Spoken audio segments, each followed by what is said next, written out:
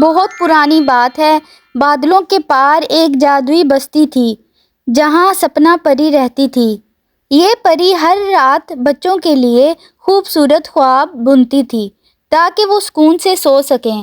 اس بستی کی گھاس مخمل کی طرح نرم تھی اور پھولوں سے روشنی نکلتی تھی۔ ایک بار ایسا ہوا کہ گاؤں کے سب بچوں کی نیند اڑ گئی۔ کوئی بھی بچہ سکون سے نہیں سو پا رہا تھا کیونکہ خوابوں کی بستی میں ایک اداس دیو آ گیا تھا۔ اس دیو کا نام اندھیرا تھا۔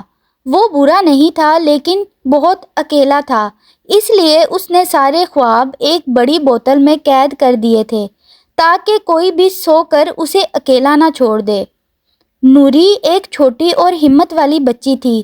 جب اس نے دیکھا کہ سب پریشان ہیں تو اس نے ایک جادوئی دعا پڑھی اور ستاروں کی سیڑھی کے ذریعے اوپر پہنچ گئی۔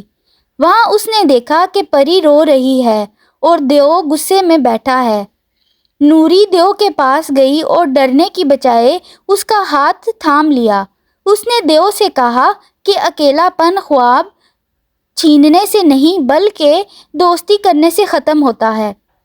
نوری نے اپنے پاس موجود ایک چھوٹی سی گھنٹی بجائی جس کی آواز بہت میٹھی تھی۔ اس آواز کو سن کر دیو کو پہلی بار سکون ملا اور وہ کہیں گہری نیند سو گیا۔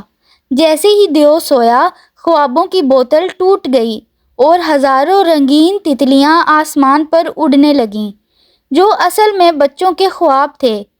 سپنا پری بہت خوش ہوئی اور اس نے نوری کو ایک چمکتا ہوا ستارہ تحفے میں دیا جو ہمیشہ اسے راستہ دکھاتا تھا۔